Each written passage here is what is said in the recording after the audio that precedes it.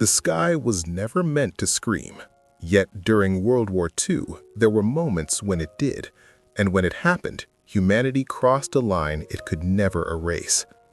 Imagine waking up on an ordinary morning, believing the day would unfold like any other, with familiar streets, predictable routines, and a future that still felt intact. Then imagine that in less than a second, everything you know disappears. This was the reality for millions of civilians during the bombings that reshaped the course of history. Most of the people who died were not soldiers standing on battlefields. They were mothers preparing meals, children walking to school, workers opening shops, and families planning nothing more ambitious than surviving another normal day.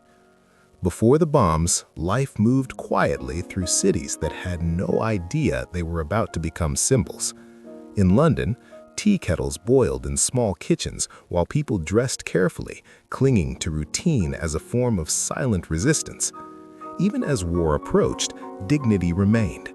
In Dresden, a city celebrated for its beauty, art, and centuries of history, churches and museums stood untouched, and refugees arrived believing that culture and tradition might shield them from destruction. In Hiroshima, bicycles crossed bridges over calm rivers, doctors began their shifts, and students gathered their books, unaware that their city had been chosen by fate rather than necessity. War existed, but it felt distant, reduced to radio voices and newspaper headlines. No one believed the sky itself could become an enemy. That illusion shattered when the first sirens echoed across London in 1940, transforming night into a time of terror. Families rushed underground as stations became shelters and platforms turned into makeshift homes. Above them, bombs fell relentlessly, tearing streets apart and erasing neighborhoods. Yet each morning, survivors emerged from the rubble, covered in dust, counting the living and mourning the missing. London burned, but it did not surrender, and the world learned a dangerous lesson. Cities could be broken from the air. That lesson was taken further than anyone imagined. In February 1945, Dresden slept beneath a cold winter sky, convinced it was safe. It was not a military stronghold nor a major industrial center, but that night, waves of bombers arrived and the city was consumed by fire. Explosions tore open buildings, flames spread uncontrollably, and firestorms formed, pulling oxygen from the streets and leaving people unable to breathe. By morning, one of Europe's most beautiful cities had become ash. Maps would later call it strategic. Survivors would call it the end. As Europe burned, a different kind of weapon was being prepared in secrecy, far from the ruins. Scientists were no longer trying to damage cities, they were trying to erase them. On August 6, 1945, Hiroshima awoke under a clear blue sky. At 8:15 in the morning, a light brighter than the sun flooded the city, followed by a force that shattered time itself. Buildings vanished, shadows burned into walls, and tens of thousands of lives were altered or ended in an instant. Those who survived wandered through silence, searching for water, for family, for understanding. 3 days later, Nagasaki suffered a similar fate, not because it was the ideal target, but because chance decided it would be next.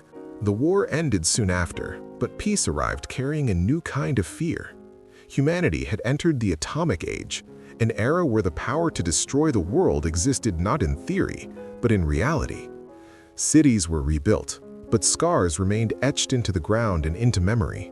Survivors carried invisible wounds, illnesses that appeared years later, and memories that never faded.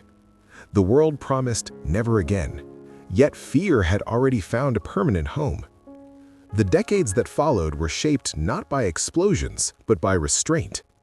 Nations built weapons they hoped never to use, guarding them in silence while teaching children to hide under desks during drills meant to prepare them for the unimaginable.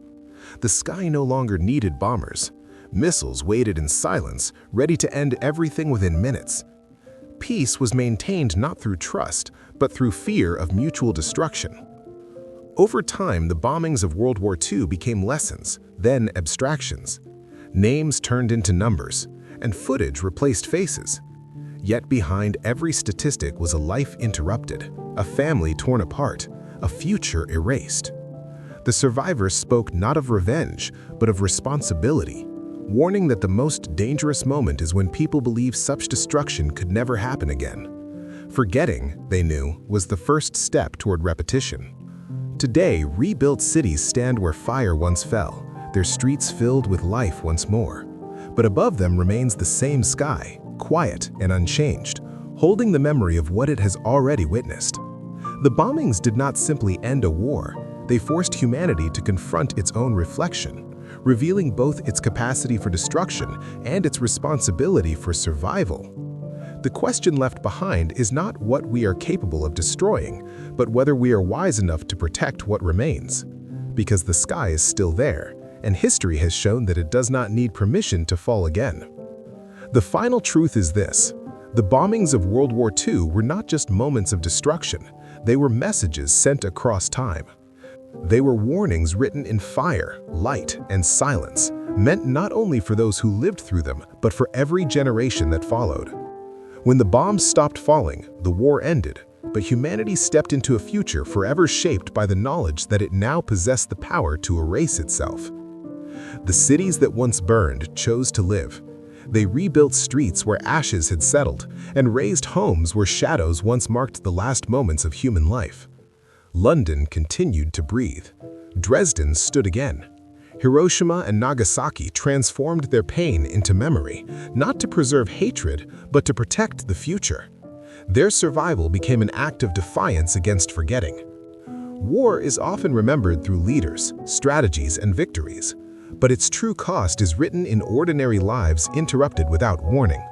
It is written in the silence after the blast, in the absence where laughter once existed, and in the understanding that no cause can ever justify the disappearance of an entire city in a single moment.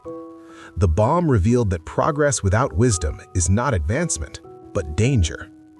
Today, the sky remains calm, blue, and indifferent, just as it was before the bombs fell.